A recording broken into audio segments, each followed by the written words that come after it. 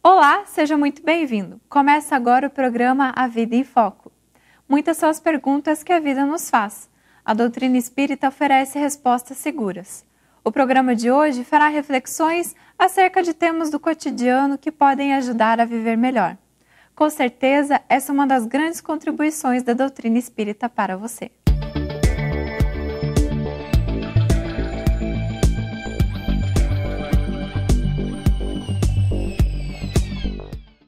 Qual a origem do carnaval? O que representa o carnaval nos dias atuais? Há influências espirituais importantes durante o carnaval? Qual a visão espírita sobre esta festa? Enfim, o carnaval é uma experiência que nossas famílias precisam vivenciar? Há outras alternativas saudáveis ao carnaval? O tema da nossa entrevista é o que pensar do carnaval? Não deixe de assistir. A Vida em Foco traz também curiosidades, crônica, o Espiritismo esclarece e, para fechar o encontro, Haroldo Dutra Dias no quadro Pérolas do Evangelho. Você é nosso convidado, fique conosco. Confira agora a crônica da semana. Por incrível que possa parecer, um dia eu estava no cabeleireiro e, enquanto esperava para ser atendido, não pude deixar de ouvir a conversa de um grupo de senhoras. Era o dia de aniversário de casamento de uma delas, e ela começava a antecipar o seu drama naquela data especial. Dizia: tenho certeza de que ele, só para variar, não vai se lembrar. Aliás, já estou acostumada. Isso não muda, não me surpreendo mais. É sempre assim. Nem o tipo de flor de que eu gosto ele sabe. Já são 5 anos, fora noivado, namoro, e a história se repete ano após ano. Sinto falta de um companheiro mais presente, mais atento. O que custa ele se lembrar das datas? Pode escrever: vou cortar a ponta dos meus cabelos, arrumar-me e ele nem vai perceber. Não sei até quando vou aguentar mais isso. E eu ali sentado ouvindo. Nessa altura, ela foi interrompida por uma amiga bem mais experiente, que tinha acabado de completar 30 anos de casamento e a ouvia com atenção. Você já tentou avisar seu marido que hoje é aniversário do casamento de vocês? Deixou o recado na geladeira, no espelho, na porta, mandou mensagem de celular, experimentou colocar no Facebook? Surpresa com a pergunta, a primeira respondeu: eu, hein? Deixa que ele descubra, que ele se esforce, que ele pare de ser ingrato, que ele me dê o devido valor, a devida atenção. E onde fica o romance, o jogo da sedução? Aí a relação perde o encanto.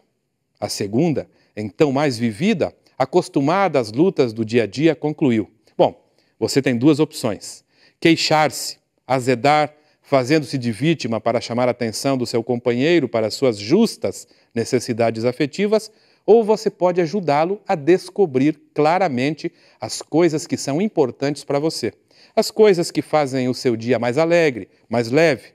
Que tal experimentar? Parei de ouvir. Essa conversa me deixou muito intrigado. Afinal, eu tenho 2 maneiras de saciar a minha fome de amor.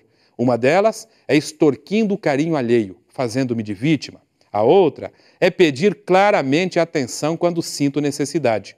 Mas até quando as pessoas serão obrigadas a suportar meus ataques de vitimização, de reclamações sem fim? E você, que aí está? Qual o jeito de pedir atenção você tem escolhido para a sua vida? Fique conosco. Fique agora com a entrevista e o tema: o que pensar do carnaval?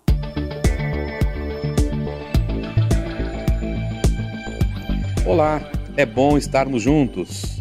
Hoje, para falar de um tema palpitante, estamos em pleno período do carnaval. E para conversar conosco, no nosso bate-papo, Daniel Dallagnol, que já é membro, né, Daniel, da equipe do nosso programa. É um prazer estar aqui. Seja muito bem-vindo, Daniel, de novo. Obrigado, da mesma forma. Daniel, o carnaval pode ser considerado uma festa? Sem dúvida, Márcio. O carnaval é uma festa. A origem do carnaval, que remonta à Grécia Antiga, é festiva, né? E se alongou pelos séculos afora, chegando até os dias de hoje, demarcando uma grande festa, né?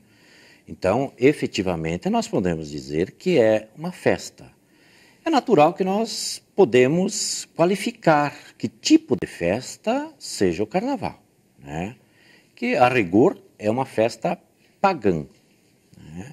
E possui todas as implicações que normalmente as festas pagãs proporcionam, né? Mas é uma festa onde podemos até encontrar momentos de legítima alegria, de espontaneidade absoluta, né? Mas há outras implicações que o carnaval, sem dúvida nenhuma, merece reflexões sob o ponto de vista de ser exatamente uma festa de grande proporção.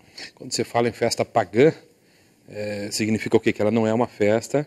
Não é uma festa que tem origem religiosa. E o Brasil, pela natureza da expressão religiosa, em muitas regiões, né, a rigor, em todo o Brasil, as festas, a rigor, têm origem religiosa, né? Então, por ser uma festa pagã, que não tenha essa herança, essa origem, sob o ponto de vista da religiosidade, da expressão da religiosidade, ela é uma festa diferente, né? Ela tem outras conotações, outras implicações, e, naturalmente, efeitos que acho que nós vamos fazer reflexões aqui acerca dessa questão. Você pode dizer assim que ela é uma festa materialista. É a expressão do materialismo.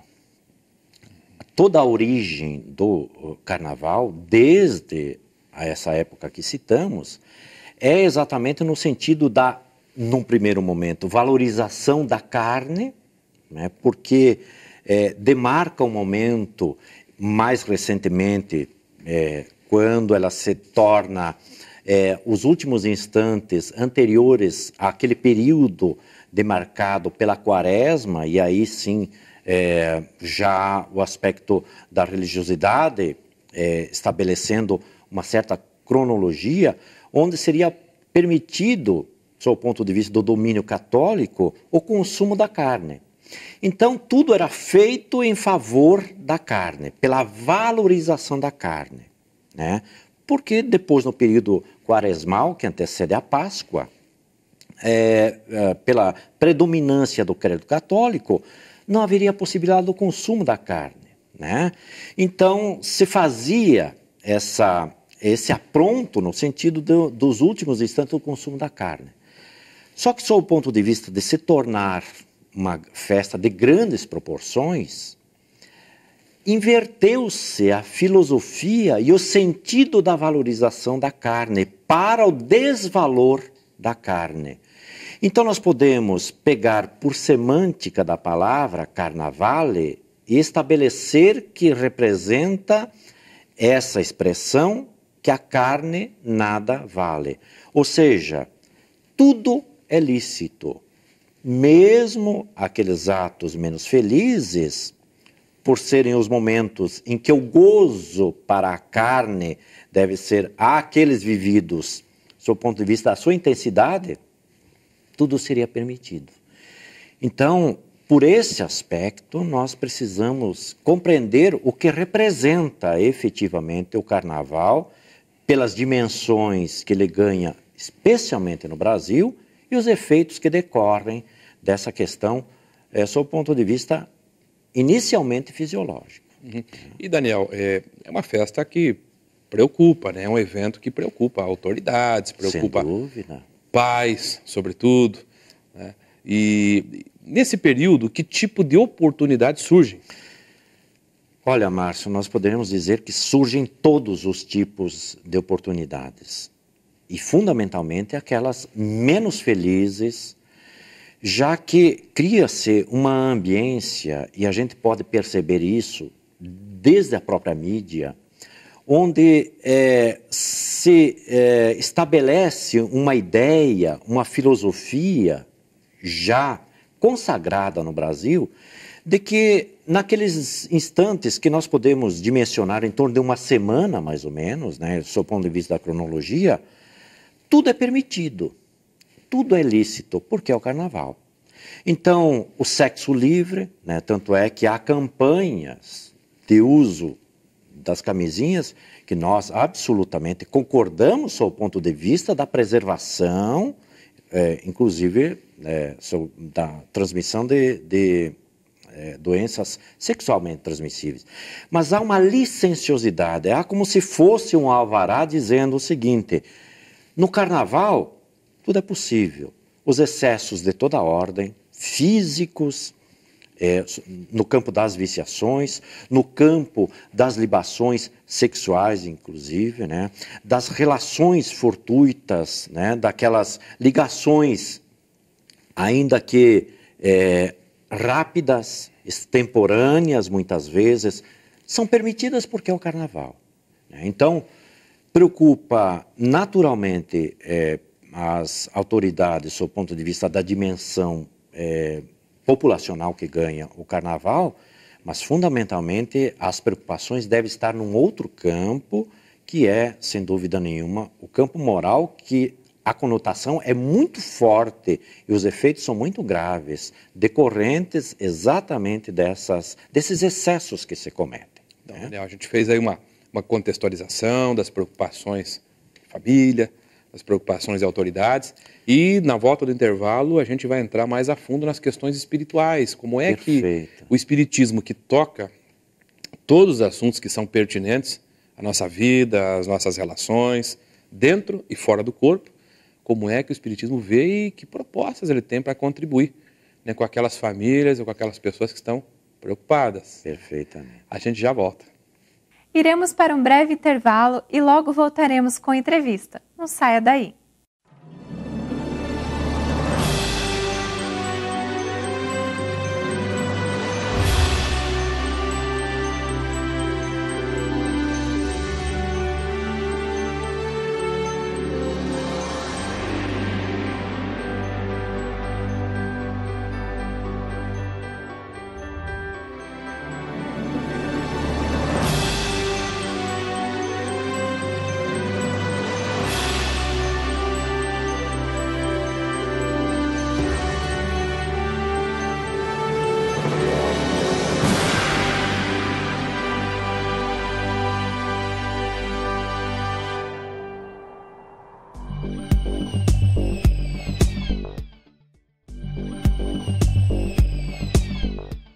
Você está assistindo o programa Vida em Foco.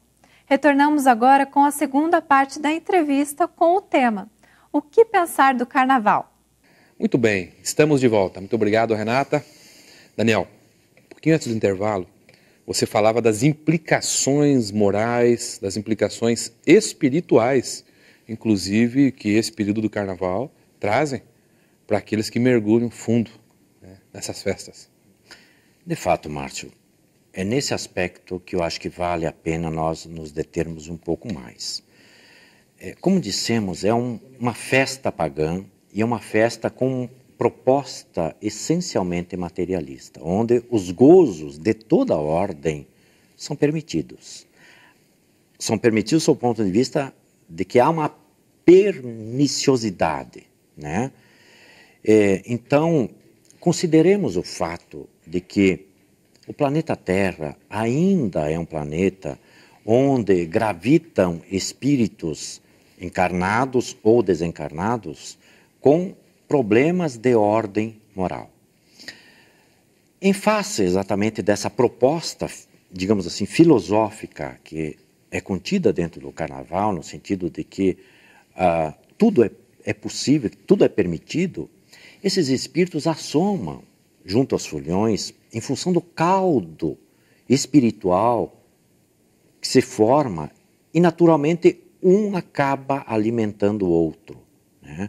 Mesmo aquelas pessoas que tenham uma proposta legítima de expressão da alegria, acabam se contaminando por essa psicosfera densa e, naturalmente, acabam sendo influenciados por esses espíritos de tal forma que muitos crimes são praticados, né?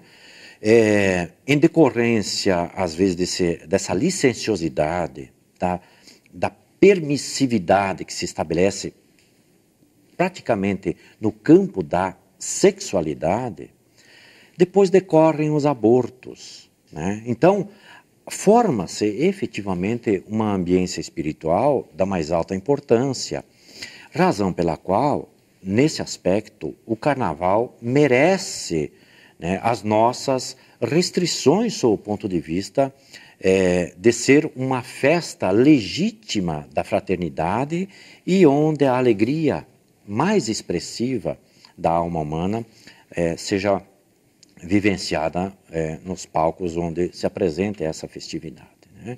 Então a questão moral é uma questão muito séria, que ela toma uma expressão muito importante no âmbito do carnaval. A gente vê em função você que deve ter acesso a isso, né? Em função dos investimentos, do gasto. Perfeito. Todo aparelhamento policial é deslocado para o litoral do estado, ou onde o carnaval tem as suas expressões mais vultosas na mídia. Se ficasse só nisso, digamos assim, né, que não dá nem para dimensionar o custo social de uma festa dessa natureza, né, mas precisamos considerar o custo moral para o planeta Terra.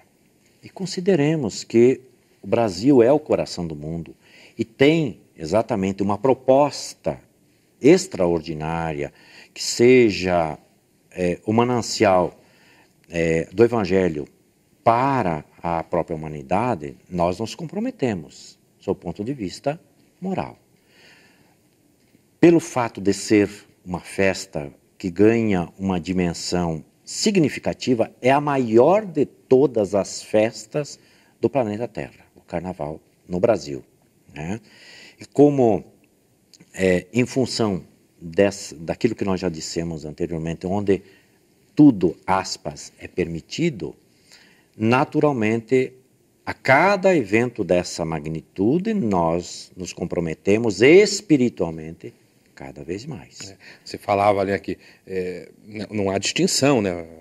Os espíritos nos informam que existe uma comunidade fora do corpo e uma comunidade dentro do corpo, mas todas as duas, né?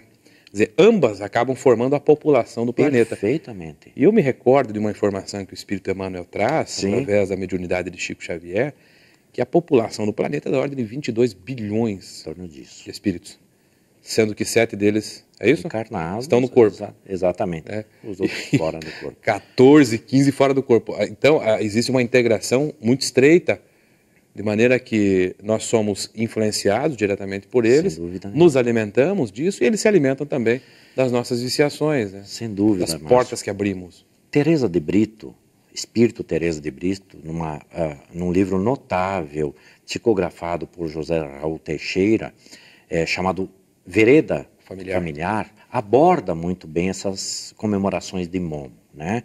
E ela faz uma reflexão muito importante sob esse aspecto, desse caldo psíquico que se forma e que é aproveitado exatamente por esses espíritos, muitos deles trevosos, a fim de perpetrarem, através das mãos humanas, crimes hediondos. Vinganças. Perfeitamente. Vinganças, obsessões terríveis, em que a criatura se vê envolvida por essa falsa ideia da alegria espontânea e que, pelos excessos que são permitidos, né, no âmbito do carnaval, nesse período, eles, aproveitando-se, estabelecem essas conexões e praticando atos que são absolutamente imorais, né? Okay. Então, Daniel, nós vimos assim que é uma reflexão importante e nesse período não basta a gente reprimir, censurar também e bancar aqui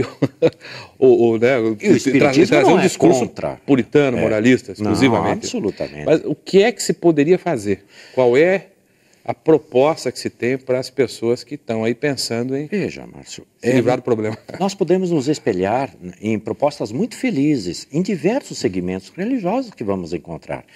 Retiros, né, onde se estabelece a convivência saudável entre pais e filhos, porque é um período, né, onde o Brasil praticamente para. Né?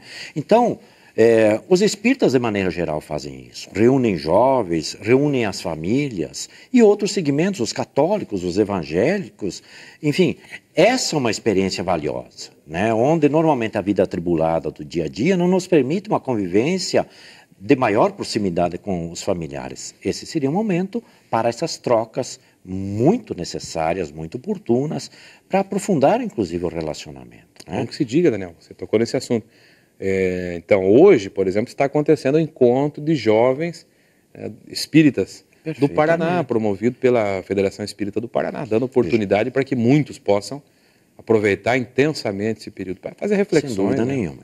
Então, Márcio, para completar o nosso raciocínio, o Espiritismo não é contra, absolutamente, as manifestações espontâneas de alegria, e tampouco nós somos contra o Carnaval, né? É natural que precisamos reflexionar acerca das ocorrências e as decorrências dos excessos praticados no Carnaval, né? Então, na medida em que nós nos maturamos moralmente, essas reflexões elas vão acontecendo, né?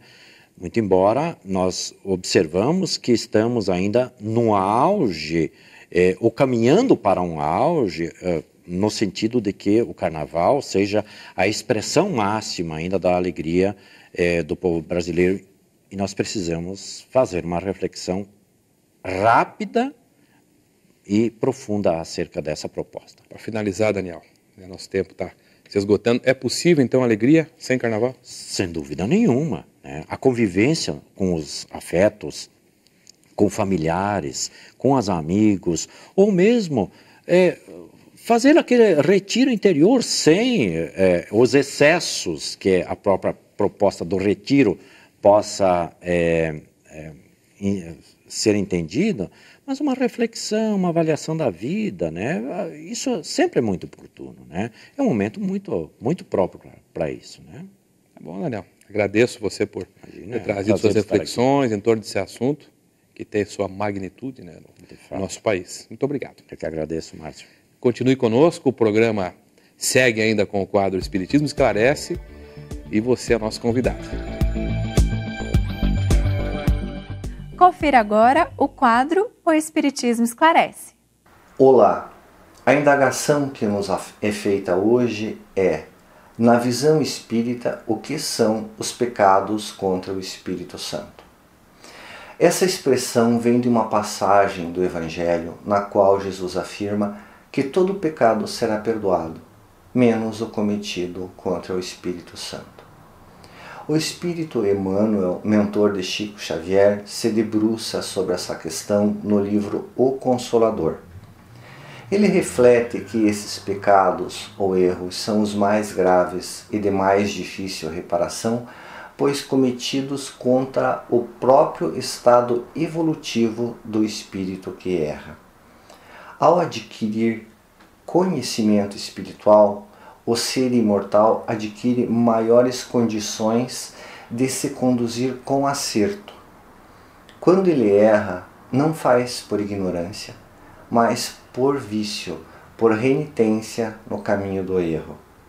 Ele peca, então, contra a santidade da luz divina, que já brilha no seu mundo íntimo na forma de discernimento. Ele erra com plena ciência do dever e com condições de acertar. Claro que todos os equívocos comportam remissão. Afinal, Jesus disse que nenhuma de suas ovelhas se perderia e também afirmou que veio não para os sãos, mas para os doentes. Ademais, o progresso é uma lei divina e o destino final de todos é a angelitude. O cerne da questão é que a lei divina se encontra inscrita na consciência de cada um. Sendo lúcida essa consciência, ela examina os próprios equívocos com grande lucidez e não encontra desculpas para ele. Consequentemente, sente necessidade de vivências muito dilacerantes para se sentir recomposta em sua dignidade. Ou seja, de modo natural, atrai experiências bastante dolorosas. Em suma, agir mal, com plena ciência do dever, com a consciência já ardendo, é um péssimo negócio. Bem se vê quão grave é a situação do cristão no mundo. Acompanhe conosco Pérolas do Evangelho, com Haroldo Dutra Dias. Olá, pessoal! Bem-vindos a mais um episódio do programa Pérolas do Evangelho. No episódio anterior, nós falávamos do tema Messias e Era Messiânica. E contávamos que havia várias esperanças, várias expectativas, e cada grupo dentro do judaísmo imaginava o Messias de um modo, de uma maneira diferente. E cada grupo, para fundamentar a sua crença, se referia a algum texto da Bíblia hebraica que pudesse sustentar a sua visão, o seu conceito de Messias.